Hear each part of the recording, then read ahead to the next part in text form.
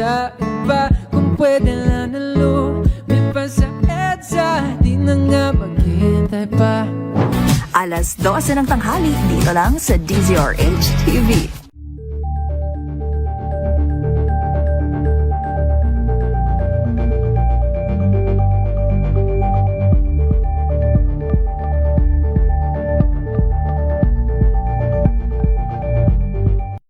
Maagang balitaan, maagang usapan sa mga issue at balita. Kasama si Kuya Angelo Palmones sa Magandang Umaga Pilipinas. Mula Lunes hanggang Biyernes.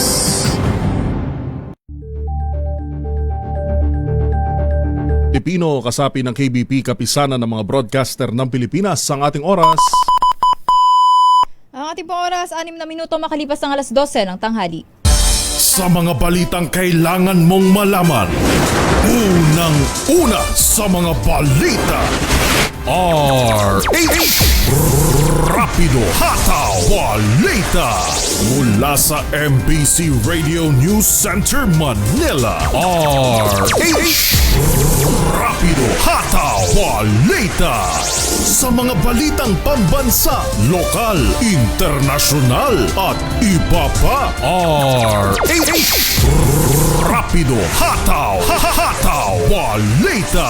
At ngayon, narito ang inyong mga tagapagbalita. RH Balita. Yuel Reyes, Jackie Resho sa RH Balita. Balita.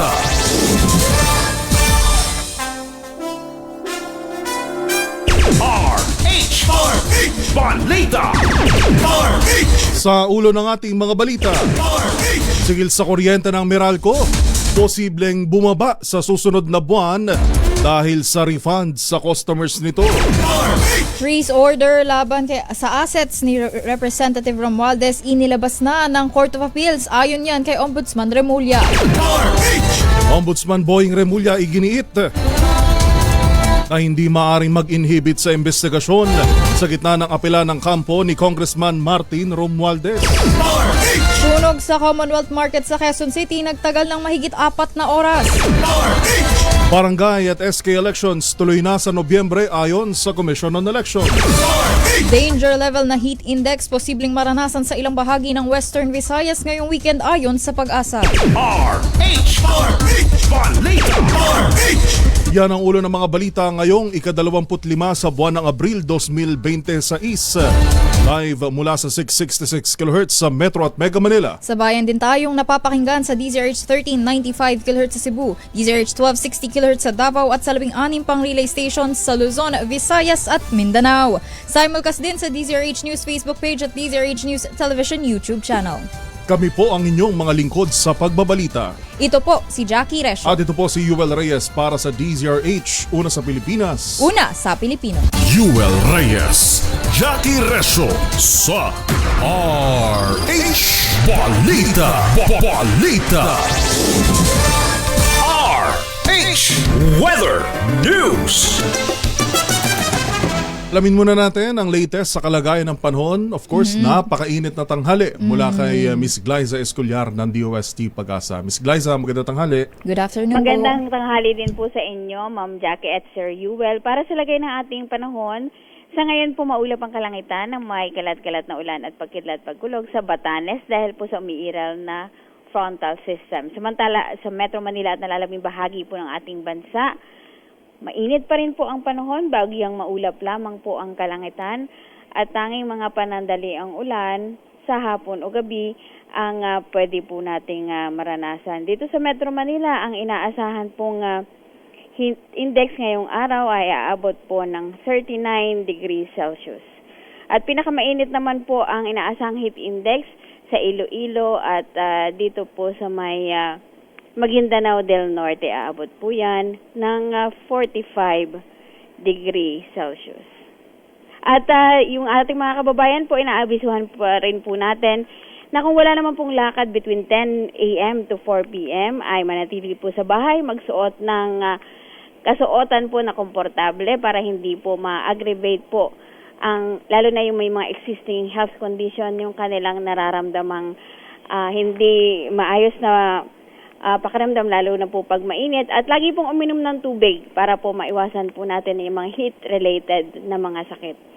Yan po ang latest mula dito sa Weather Forecasting Center ng Pag-asa. Ito si Glyza Escolar, nag-uulat. Maraming salamat, Miss Glyza Escolar ng DOST Pag-asa. Yuel Reyes, Jackie Reso sa RH Balita. Balita. RH Balita. 11 minuto makalipas ang alas 12 ng tanghali, una sa ating mga balita.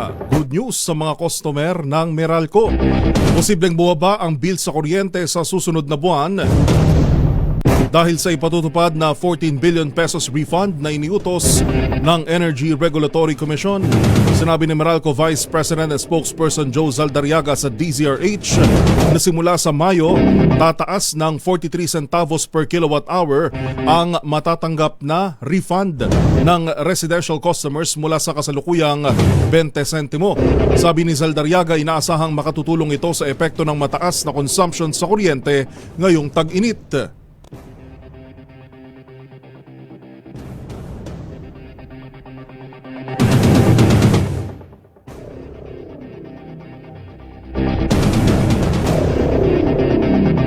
Yan, nasa 20 centavos per kilowatt hour yung natatanggap nilang refund. Magiging 43 centavos na ito simula sa Mayo.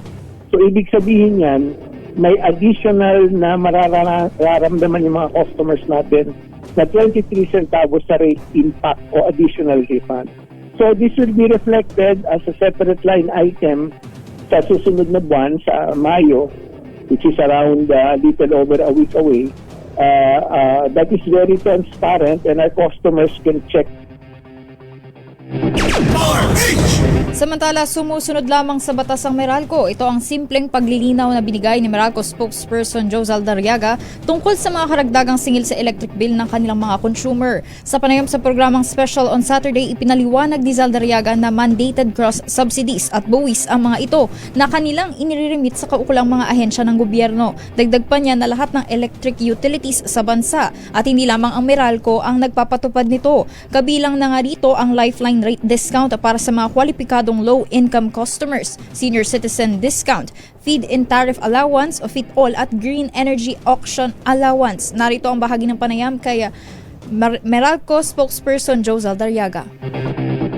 Ito yung napupunta sa mga beneficiaryo ng 4-piece program. Gusto ko lang linawin na mandated ito kasi sa ilalim ng batas, there is an enabling law na nakapaloob dito. At actually ito, matagal na ho yung pinapatupad years back, no? It has been implemented. Not only by Meralco kasi, Cesar, no? But the whole industry, the various distribution utilities at saka itong mga electric co-ops. Sa iba pang balita, kinumpirma ni Ombudsman Boying Remulla na naglabas na ng freeze order ang Court of Appeals sa assets ni dating Speaker at later Representative Martin Romualdez.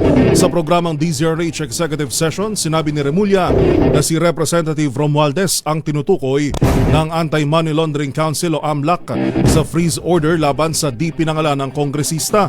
Magugunitang kabilang sa FINRIZ ang 25 bank accounts at 10 insurance policies na nakarehistro umano kay Romualdez. Dawit din sa freeze order ang bank account, insurance policies at investment account ng business associate nito at isang corporate entity. Ting congressman daw na pumayag na o may desisyon na ang Court of Appeals na samsamin yung mga... Nasa dyaryo na yan. Nasa dyaryo na yan. Nandun, pero walang tao, walang pangalan. Former Speaker Martin Romualdez, na-freeze na yung kanyang... So si former Speaker Martin ito. Kasi linawin natin from what? From the Court of Appeals to? From the Court of Appeals. Kasi doon talaga dinadala ang freeze orders ng AMLC.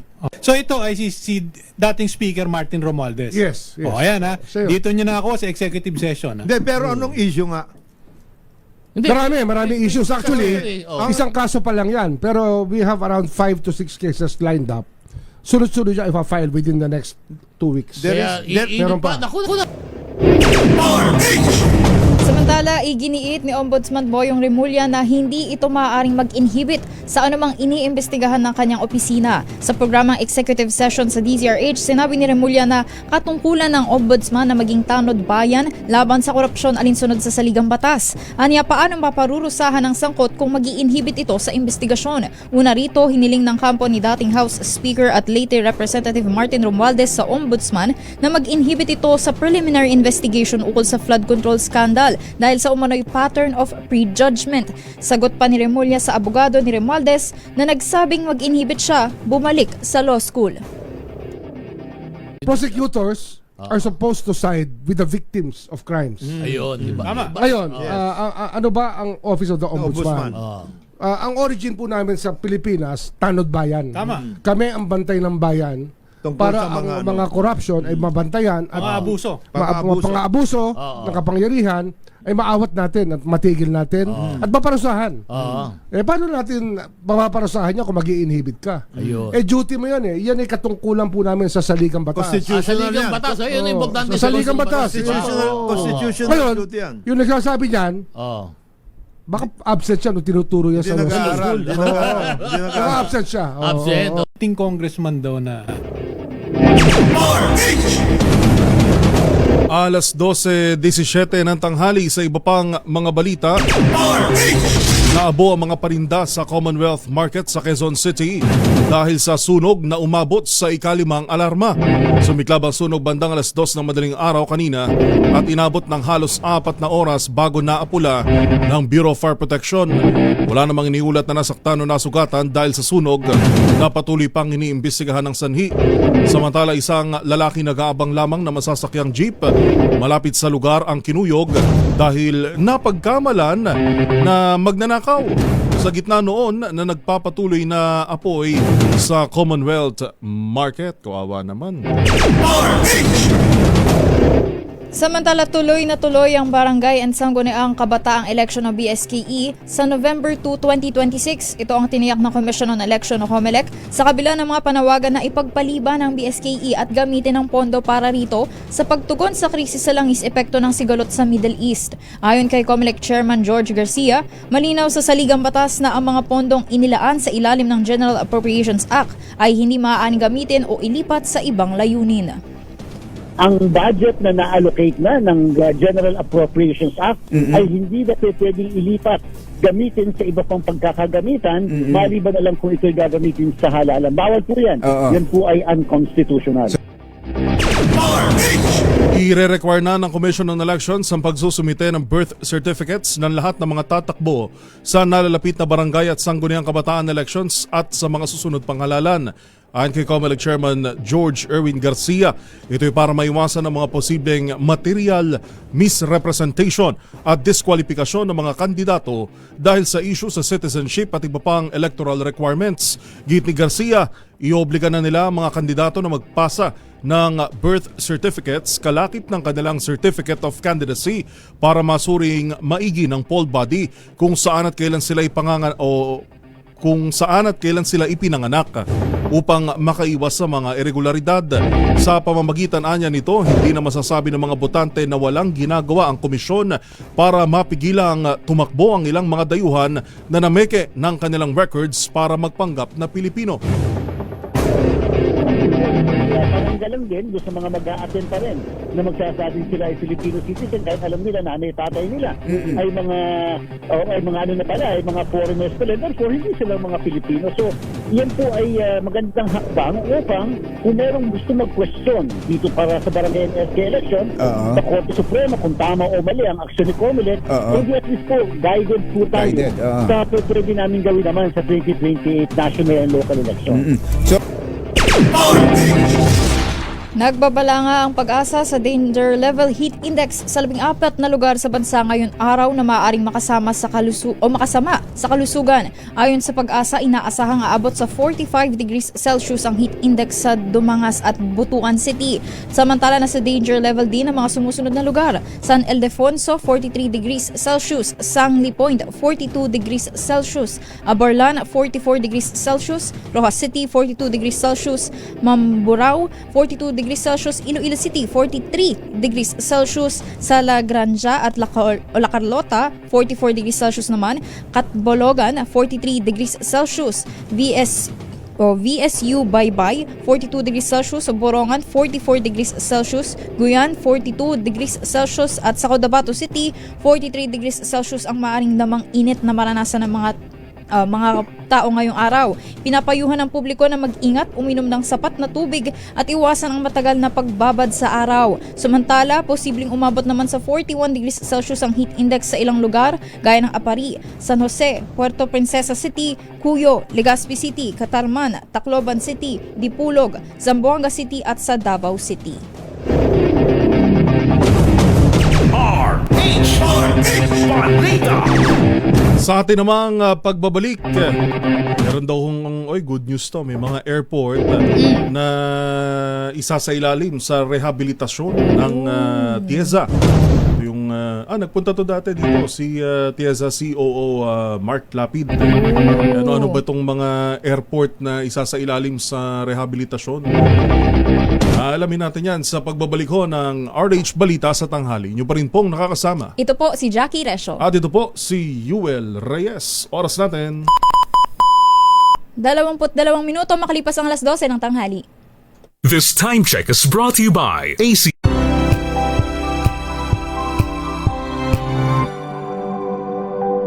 Tambalang Anthony Taberna at Jerry Baha ang gigising sa inyong umaga dahil lalatay ang humahagupit na diskusyon at komentaryo Lunes hanggang Biyernes sa 2x2.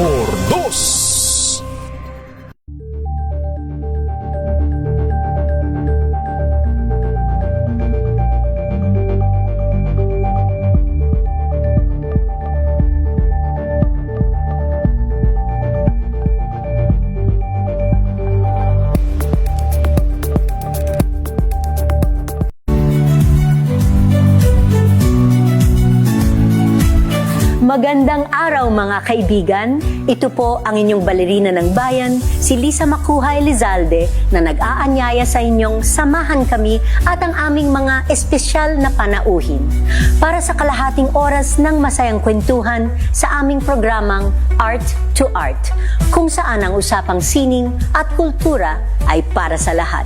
Huwag kaliligtaan, tuwing linggo, alas 3:30 ng hapon, dito lamang sa DZRH Radio, DZRH TV, at via online streaming.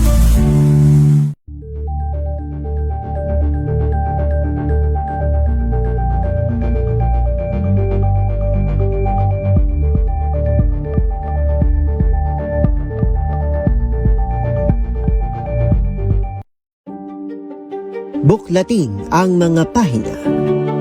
Pakinggan ang boses ng lipunan. Tunghayan ang mga issue mula sa ibang katayuan. Nakakalungkot kasi deserve ba namin ng ganito? Na hindi nila alam kung ano talaga yung kanilang mga karapatan. Yung gobyerno, tinulungan nila yung kanilang magsasaka. Pinapatahimik tayong lahat using various laws. Through education, kayang-kaya nating baguhin yung ganitong klaseng pag-iisip. Isang kwento, iba't ibang anggulo. Dito, sa Point of View.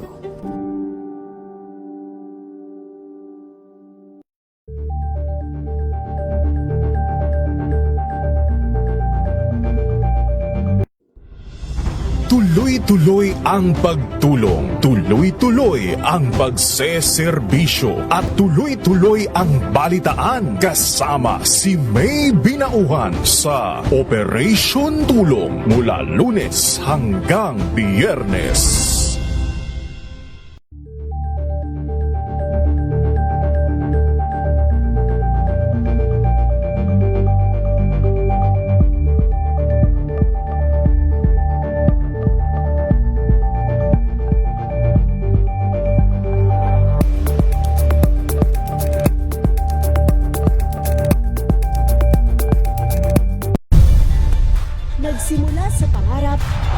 hanggang sumabot ang tagumpay. Iba't ibang kwento, iba't ibang mukha ng atletang Pilipino. Mas pinatindi, mas pinalakas, at mas pinaaksyon sa Match Point tuwing Sabado, 12:30 ng tanghali sa DZRH TV.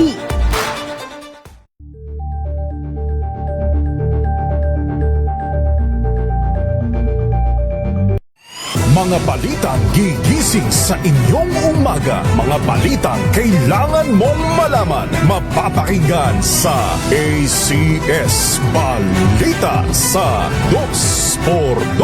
Kasama sina Anthony Taberna at Jerry Baha. Lunes hanggang Biyernes.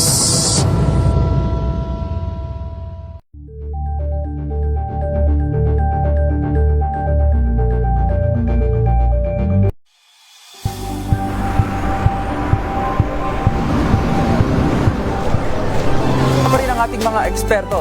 Dito lang sa Expert Opinion. Ito ang The Better News. TNDS. Trending and isang kwento, iba't ibang anggulo. Dito sa Point. Bawat pananagutan ating tatalakayin dito sa Hoy. Bawal yan. Pilipino, dito lang sa DZRH. Matchable entertainment and lifestyle. Ito ang NBC TV Network News. Una sa Pilipinas, una sa Pilipino.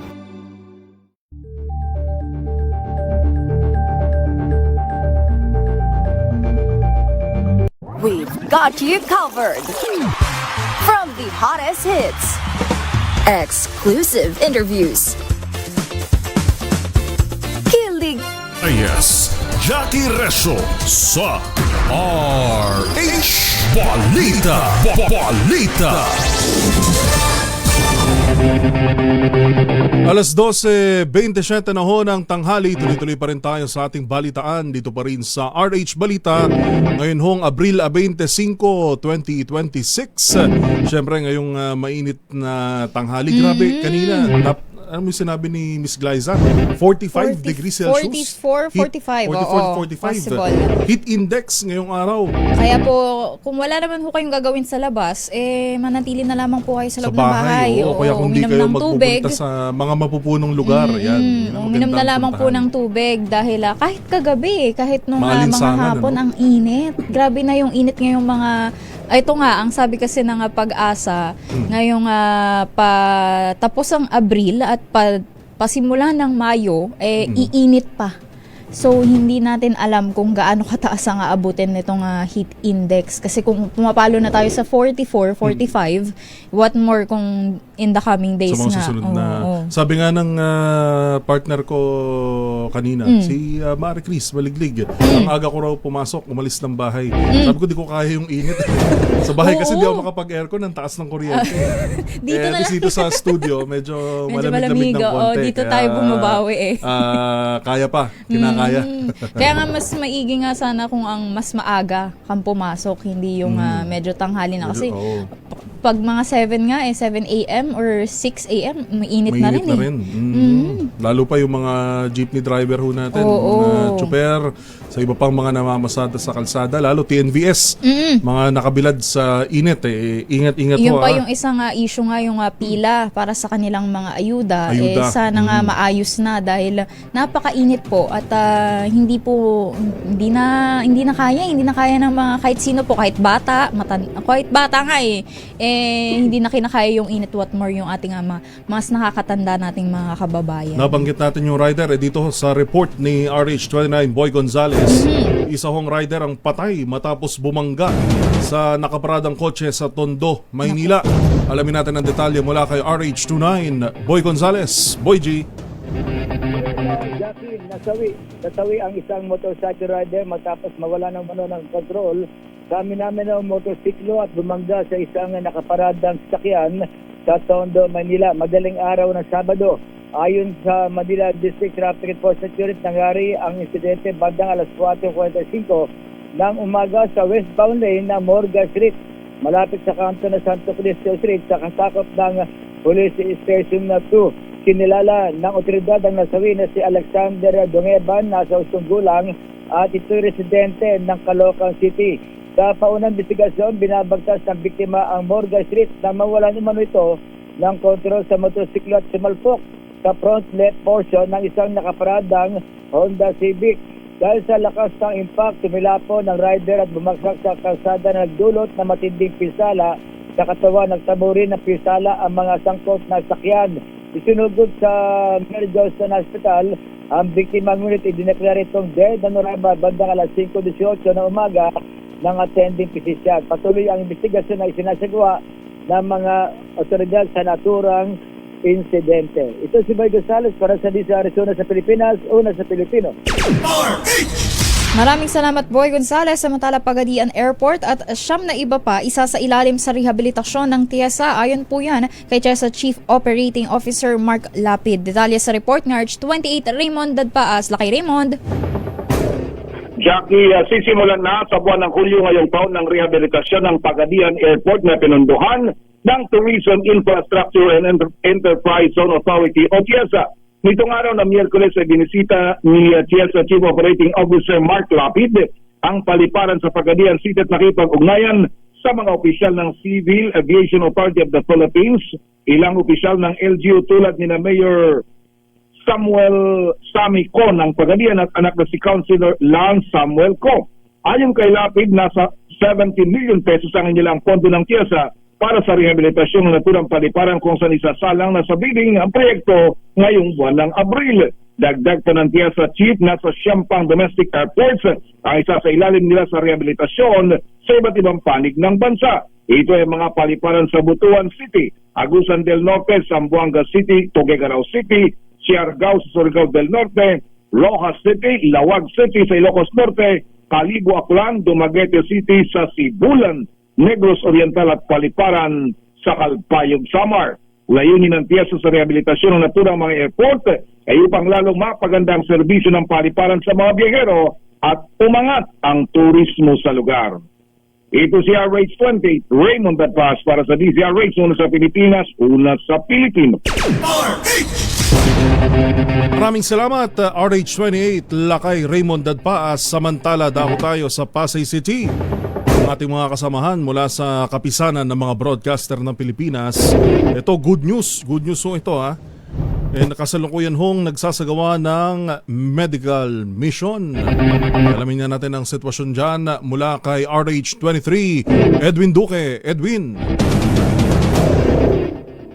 Joel, hindi lamang palugaw ng Gisares Operation tulong yung tulong ng ating mga kababayan sa may Sumulong Elementary School dito sa Dilac, Pasay City.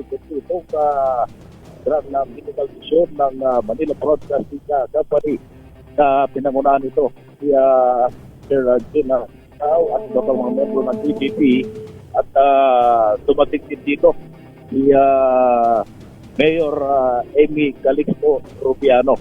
At pasalamat ito sa iba't ibang organisasyon, lalo na sa KPP, sa DZRH Operation Tulong dahil sa pangunguna nitong napakalaking medical mission na nakinabang dito, Yuel, yung ating mga kababayan na pinagpang mga taga-ibang lugar para sa DIAE itong kasalukuyang medical mission kung saan ay iba't ibang serbisyo medical yung naibigay ngayon. Merong libreng gamot, salamin, merong libreng ACT at hindi ko na masabi ko ano pwede dahil napakarami.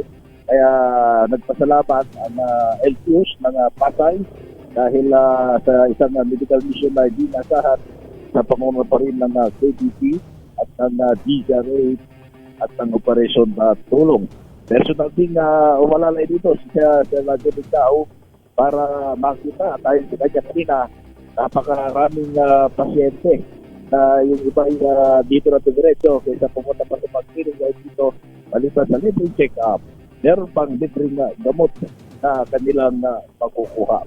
Ongoing itong medical mission at tumatong dito rin siya Kaya binahuan dahil iba't ibang grupo naman ng Operation Tulong silang sa Polsacom at sila yung pangunahing medical mission na rin at Pilipino na pinanganan naman ito na ACT sana ay marami pa rin yung sa kapila dahil ito na alam na rin ang nasusan na broadcaster ito kinakulat sa PGRA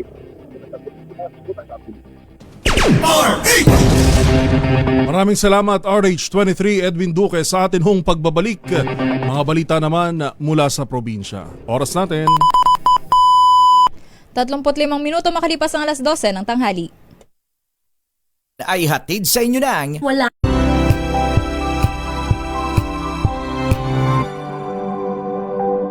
Ito ay bunsod ng naitalang 17 individual na ang kanilang naaresto. Ng Metro Manila Development Authority o MMDA ang No Contact Apprehension Policy o NCAP sa Metro Manila. Sa ilang mga dokumento ay peke. Hindi rin legal ang employment na ipinangako sa kanila. Sa mata ng batas, mananagot ang sangkot at may sala. Dahil sa bawat paglabag, may karampatang parusa. Alamin ang mga pananagutan sa likod ng mga bawal. Dito sa Hoy! Bawal Yan!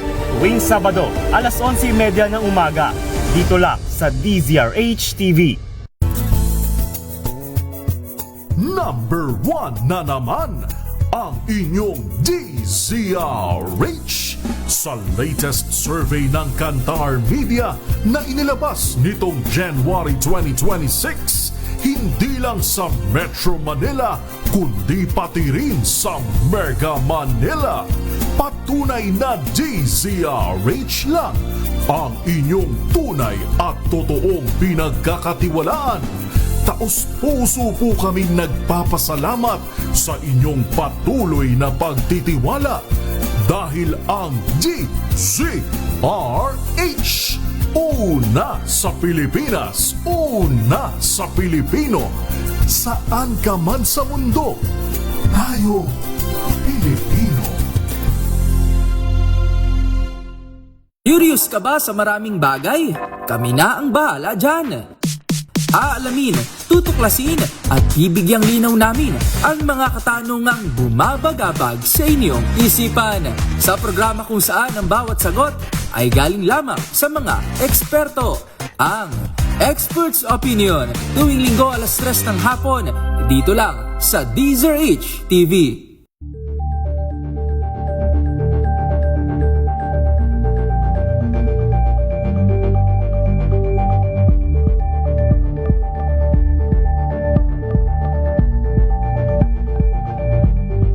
Alamin ang mga maiinit na isyung pambayan, mga balitang kailangan mong malaman, usapin sa pamahalaan, politika, ekonomiya at kabuhayan. Ito ang mga dapat mong malaman, pakialaman at pag-uusapan dahil kayo ang tinig ng mamamayan dito sa Damdaming Bayan. Live sa DZRH Radio, DZRH TV at DZRH Digital. Kasama sina Lakay, Deo Makalma at Elaine Apit. Araw-araw, Lunes hanggang Biyernes. Damdaming Bayan.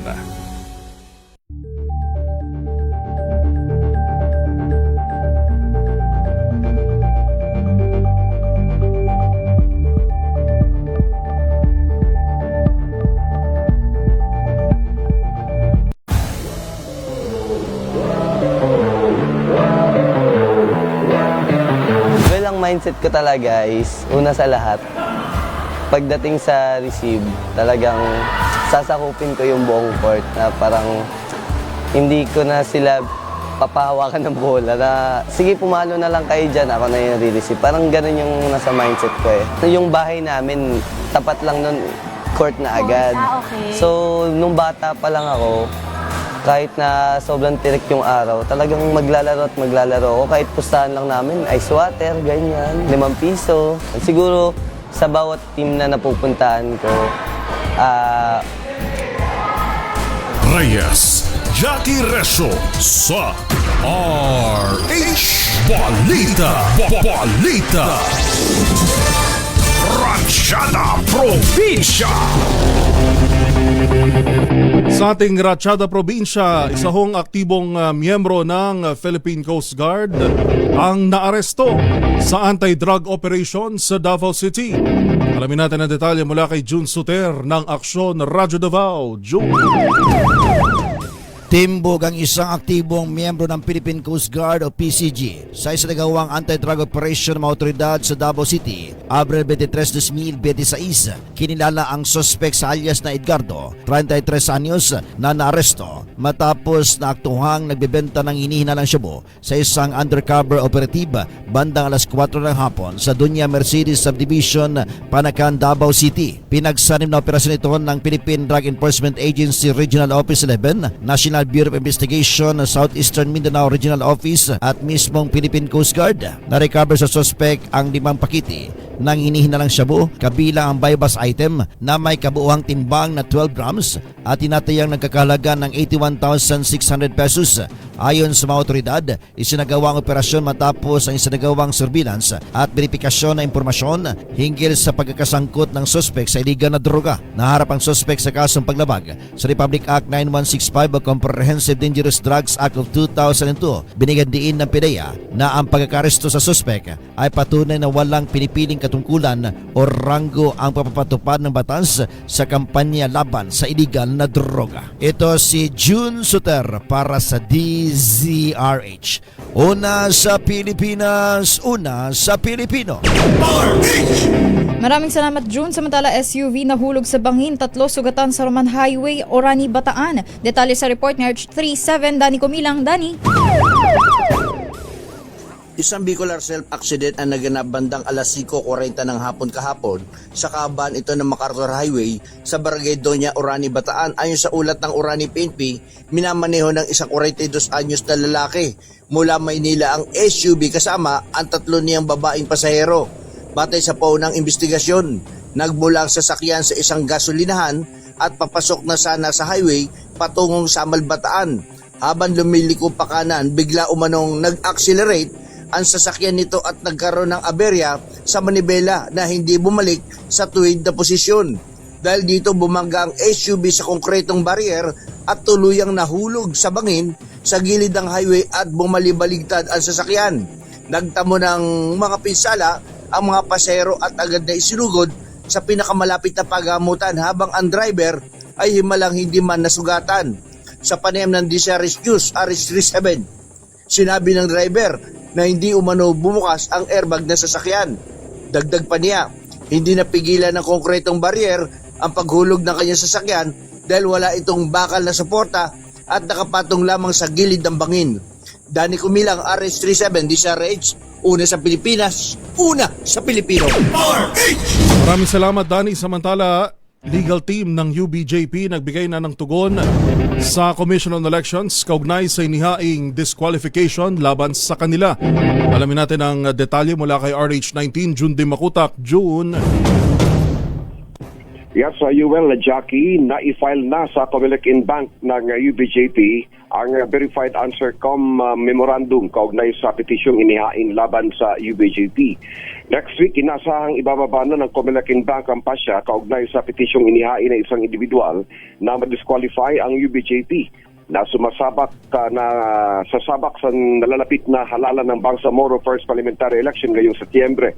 Sa public statement mula kay UBJP Chairman on Committee Legal and Voters Protection and Member of Parliament Attorney Lanang Ali Jr., na-file na nila ang sa Comelec Bank on time ang kanilang opisyal na sagot sa may kugnayan sa petisyon. Sa panayam ng DZRH kay Comelec BARM Regional Director Attorney Sumalipaw, next week inaasahan niyang marisolba na ng Comelec Bank ang issue at may baba na sa kanila ang desisyon. Samantala, sa public statement naman ni BARM Chief Minister Abdul Rauf Makakwa, kaugnay sa issue ng tangkang disqualification ng UBJP na nakabinbin sa Comelec, nagbigay ito ng kanyang suggestions na inasahan niya makakatulong sa UBJP na malampasan ang isyong disqualification. Palakasin lamang umano ng UBJP ang legal team, sagutin ng maayos sa mga aligasyon, maging mahinahon at huwag magbitiw ng mga salita na masakit laban sa Comelec, i-control ang mga trolls na hindi mag-post kung ano-ano. Ayon kay Makakwa, hindi pa final ang disqualification.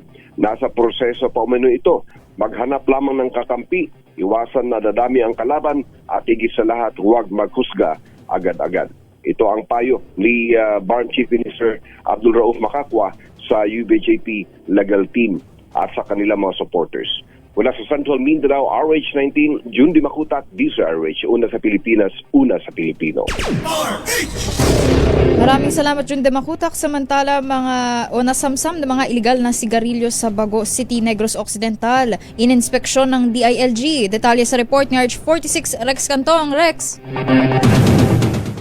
Ibinulga ni Department of Interior and Local Government Secretary John Vic Remolla na isang aktibong pulis na may rangko na major sa Bacolod City Police Office ang iniimbestigahan hinggil sa pagkadiscover ng illegal na factory ng sigarilyo sa Barangay Kalumanggan, lungsod ng Bago, Negros Occidental. Ayon kay Remolla, na personal na binisita o pinuntahan ng lugar kung saan isang pulis ang nagrenta ng warehouse at nasa kustodiya ng mga otoridad. Dagdag pa ni Remolla, ipapalabas ang pangalan ng nasabing pulis in due time. Ang nasabing warehouse na laman na 250 million pesos ang kita kada buwan o mahigit 2 billion pesos na hindi nagbabayad ng buwis sa gobyerno. Nasa kustodiya na ng kapulisan ang 10 mga Chinese national at iba pang mga Pinoy upang i-verify dahil wala ang itong passport at walang IDs. Ito si RH46 Rex Cantong para sa DZRH, una sa Pilipinas, una sa Pilipino. Babalikan natin ang iba pang mga balita. Siyempre sa probinsya pa rin ho, merong 5.22 milyong pisong halaga ng mga sigarilyo ang nasa bato dyan sa Iloilo. At magkano nga ba? Magkano ang ating oil price rollback sa susunod na linggo? Yan ho'y sa pagbabalik ng RH Balita sa tanghali. Pa rin nakakasama. Ito po si Jackie Resho. At ito po si Yuel Reyes. Oras 13 minuto bago mag-alauna ng hapon.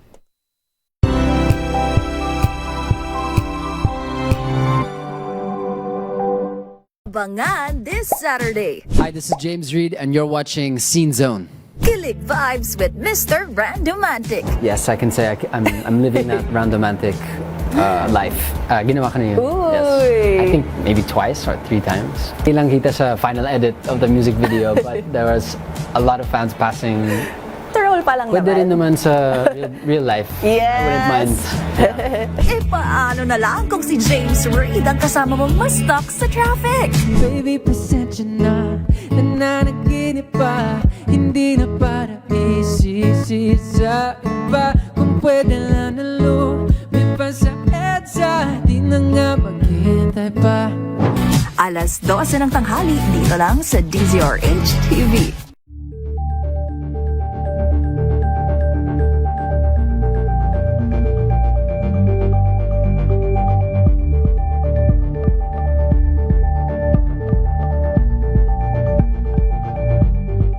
Maagang balitaan, maagang usapan sa mga issue at balita. Kasama si Kuya Angelo Palmones sa Magandang Umaga Pilipinas. Mula Lunes hanggang Biyernes.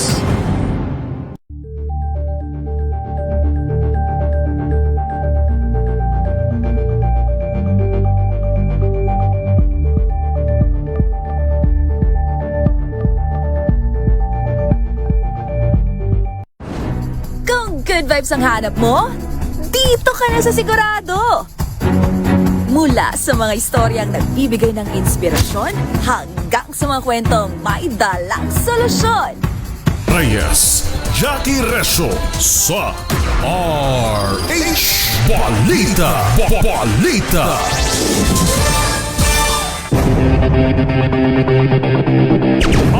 RH Balita. Balik-balita ho tayo, 11 minuto bago mag-alauna ng hapon. Asahan ho, ito medyo good news. Dahil aasahan ho ang rollback sa presyo ng mga produktong petrolyo sa susunod na linggo. Actually, dagdag bawas ho ito. Sa diesel, posibleng maglaro sa 10 pesos hanggang 11 pesos ang rollback sa kada litro. Samantalang sa kerosene naman ho ay ganun din, 10 pesos and hanggang o 10 piso hanggang 11 pesos kada litro ang rollback sa kerosene. Pero sa gasolina, posibleng wala namang maging paggalaw o tumaas ng piso kada litro. Yan ho'y batay sa 5 araw na galaw sa presyuhan sa world market base sa mean Sana of Platts tuloy-tuloy Singapore. Sana tuloy-tuloy na bumaba. Bumaba, pero yung sa gasolina kasi medyo Ay, naging tumaas. alanganin itong mga nakaraang araw dahil sa uncertainty pa rin sa ginagawa ni Trump dyan sa Middle At East. pati na rin ang Iran dahil nga hindi pa rin sila magkasundo kaya ayun, ito nga Strait of Hormuz ay hindi pa rin humadaanan. Sana matuloy na yung anumang kailangan nilang deal na mabuo doon. Mamaya hingi tayo ng yung peace talks. update mula sa ating student intern. Kaugnay nga doon sa yung ng peace talks doon sa syempre sa gera pa rin ng US at Iran. Dako naman tayo o balikan natin ang mga reports. Ang meron nga hong 5.22 million pesos na halaga na illegal na sigarilyo ang nasabat dyan sa Northern Iloilo. Detalye sa report ni Jocelyn Make ng Action Radio Iloilo. Jocelyn?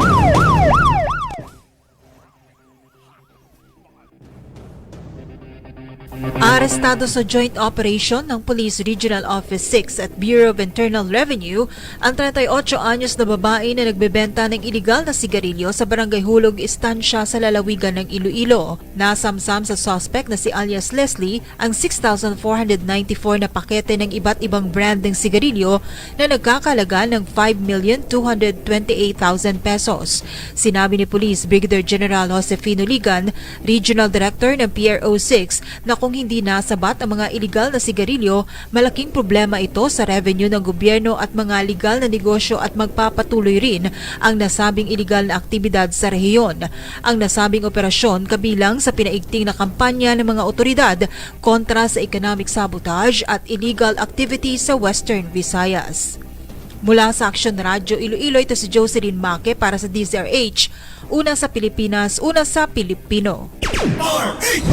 Maraming salamat Jocelyn. Samantala, ekonomiya sa Eastern Visayas inaasahang makababawi na ngayong taon matapos bumagal noong 2025. Detalye sa report ni Arch 33 Jimmy Angay. Jimmy? Bumagal ang ekonomiya ng Eastern Visayas noong taong 2025 kumpara sa nakarang 2024 ayon sa Philippine Statistics Authority. Batay sa ulat ni PSA 8 Regional Director Wilma Perranti, bumagal ang economic momentum ng rehiyon dahil sa malaking pagbagsak ng industry sector mula sa 5.7% noong 2024 naging negatibo sa 3.8% noong 2025. Isa sa mga pangunahing dahilan nito ang paghinto ng operasyon ng pasar sa Isabelite na ngayon nasa care and maintenance status. Dahil dito napektuhan ang manufacturing sector at may mga manggagawa na nawala ng trabaho. Bumagal din ang construction sector ng 2.4% dahil sa pagkantala ng mga proyekto pang infrastruktura. Samantala bumaba naman ng 1.3% ang agrikultura, pangisda at kagubatan bunsod ng epekto ng mga bagyo. Sa kabila nito nanatili namang positibo ang Department of Economy, Planning and Development o DepDev ayon kay Regional Director Milian Rosales. Matibay pa rin ang pundasyon ng ekonomiya sa riyon at posibleng makabawi ngayong 2026. Dagdag pa niya na ang hindsight na asahan makakatulong ang energy sector sa pagpalakas ng trabaho at pamumunan sa Eastern Visayas. Mula dito sa DYVL Action Radio Tacloban, ito si R32 Jimmy Angay para sa DZRH. Una sa Pilipinas, una sa Pilipino. Maraming salamat Jimmy. Samantala, biyaheng Japan si Pangulong Ferdinand Marcos Jr. at First Lady Liza Araneta Marcos sa Mayo 26 para sa isang state visit. Ayon sa Presidential Communications Office o PCO, ang state visit ay kasunod ng imbitasyon ng Japanese government. Inaasahan namang magpupulong sina Pangulong Bongbong Marcos at Prime Minister Sanae Takaichi upang talakayin ang pagpapalakas ng ugnayan ng Pilipinas sa Japan, kabilang ang mga usapin sa energy security security, food security at maritime security. Nakatakda rin makipagpulong ang Pangulo sa Japanese business leaders at sa Filipino community sa Japan. Ngayong taon ginugunita ng Pilipinas sa Japan ang ika-70 anibersaryo ng diplomatic relations. Samantala, hindi umano maituturing na premature ang anunsyo ni Pangulong Bongbong Marcos Jr. sa pagkakahuli kay dating Congressman Zaldico dahil bumasi lamang umano sila sa impormasyong ipinadala ng Czech authorities. Ito ang sinabi ni Department of Justice DOJ Secretary Frederick Vida matapos linawin ang paggamit ng salitang naaresto sa pagkakahuli kay Ko dahil walang umiiral na arrest warrant laban kay Ko sa Prague. Ayon kay Vida, nagtungo sila sa Czech Republic upang kumpirmahin ang nasabing impormasyon at pag-aralan ang legal na proseso. Paliwanag ng kalihim na huli si Ko dahil sa immigration violation, bunsod ng kakulangan ng travel documents. Ibig sabihin, ang nangyari umano kay Ko ay kahalintulad ng isang sitwasyon sa airport na hindi pinayagang makabiyahe ng immigration ang isang pasahero. Inihayag naman ni Justice Secretary Frederick Vida na walang katiyakan kung nasa Czech Republic pa si dating Congressman Zaldico. Sa panayam sa Prague, sinabi ni Vida na posibleng wala na sa jurisdiksyon ng Czech Republic si Ko. Sakaling magkagayon, binigyan din rin ng kalihim na kailangan na igalang ng Pilipinas ang batasang proseso ng nasabing bansa. Kinumpirma rin niya na wala pang inilalabas na Interpol Red Notice laban kay Ko, bagaman may mga karagdagang dokumentong inihahanda para rito. Sa iba pang balita, posibleng magsimula sa pagitan ng October 2026 at February 2027 ang trial proper ng International Criminal Court o ICC sa kaso ni dating Pangulong Rodrigo Duterte. Ayon kay ICC Assistant to Counsel Cristina Conti, buwan pa ang bibilangin, ngunit kapag nagsimula na ang trial ay tuloy-tuloy na ito. Sa ilalim ng Rome Statute, ang obligado ang akusado na dumalo sa pagdinig pero pinapayagan din itong dumalo sa pamamagitan ng virtual meeting o live stream. Yuel Reyes, Jackie Reso sa RH Balita. Balita. Mga balita sa ibayong dagat. Yung binabanggit natin kanina, update ho doon sa may peace talks nga ba na mabubuo. Alamin natin sa ating student intern na si Neresa Borabo ng detalye dyan. Neresa, go ahead. Nagpadala ng 2 tauhan ngayong araw si President Donald Trump sa Pakistan para isagawa ang peace talk sa Iran. Ayon kay White House Secretary Caroline LaVey, handang makipag-usap o humarap ang 2 foreign minister ng Iran na sina Abbas Araghchi at spokesperson na si Ismail Bokeh na kasalukuyang nasa Islamabad na noong Biyernes pa ng gabi. Ayon kay Ismail Bokeh, handang sumunod ang Iran, subalit hiling nila na isuko o ibaba ang mga armas nito para sa mas mapayapa at mas makabuluhang pag-uusap. Samantala, nakastandby naman ang Vice Presidente ng US na si J.D. Vance para bumiyahe oras na maging matagumpay ang nasabing usapan. Ako si Neresa Borabon, student intern ng Bicol University para sa DZRH, una sa Pilipinas, una sa Pilipino. Thank you, Neresa Borabo ng Bicol University. Pinaka-latest chika! Pinaka-bagong pinag-uusapan sa mundo ng mga artista! Di kami papayag na mahuli ka! Kaya tutok na sa RH Showbiz News Report! Samantala, para naman sa ating showbiz balita, ito malungkot na balita update to tungkol dun sa indie film artist. Ito na laging Sue Prado, laging napapanood natin lalo kapag mahilig ka ba sa mga indie movies. Tsaka iconic yung boses niya, 'di ba? Siya yung medyo pagka siya yung tipo na pag nakita mo sa lineup ng mga artista, alam mo, panigurado maganda yung pelikulang to. Alamin nga natin ng update, kailan nga ba ililibing ang actress na si Sue Prado mula kay Rose Espeña na ating ding student intern. Rose. Darating na Abril 26 o bukas ang paghahatid sa huling hantungan para sa pumanaw na aktres na si Sue Prado base sa social media post na ibinahagi ng kanyang kapatid na si May Sherin. Gaganapin ang huling araw ng pagbisita sa kanyang mga labi sa Loyola Memorial Chapels and Crematorium sa Commonwealth bago ang nakatakdang interment sa Linggo. Ang banal na misa ay gaganapin sa ganap na 1:00 ng hapon sa Holy Family Parish Church na matatagpuan sa Parang, Marikina City. Dadalhin ang kanyang mga labi sa Garden of Resurrection sa loob ng Loyola Memorial Park sa Marikina para sa pinal na pamamahinga sa ganap na 2:00 ng hapon. Ako si Rose Angeline Espana, DZRH intern of Bicol University, una sa Pilipinas, una sa Pilipino. Thank you, Rose Espana, student intern natin mula sa Bicol University. At gayon din kay Naresa Borabon na nagatid ng updates natin to. Mga student intern natin to dito sa DZRH News Center. Kaya mga interns natin dito talagang may natututunan, di ba? Tsaka may natutunan niya ba? Oo. Meron? Meron. Ngumingiti kayo dyan. Bakit ngumingiti lang kayo? Yuel Reyes, Jackie Resho sa RH Balita. Balita.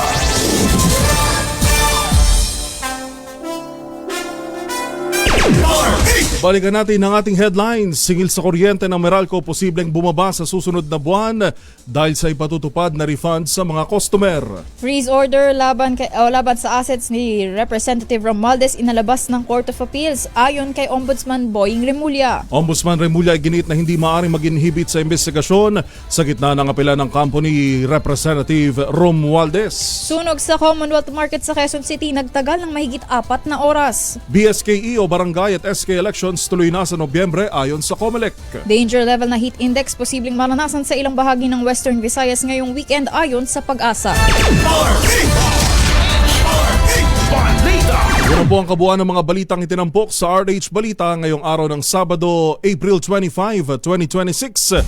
Maraming salamat sa ating mga nakasama sa DZRH News Center kay Jeric Sasil, Ed Del Moro at kay Bilir Domingo at syempre sa ating DZRH TV Tech.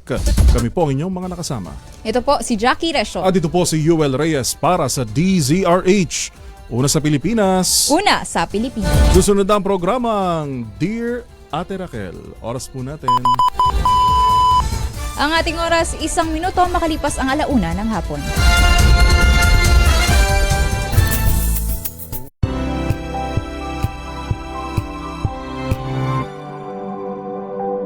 Tambalang Anthony Taberna at Jerry Baha ang gigising sa inyong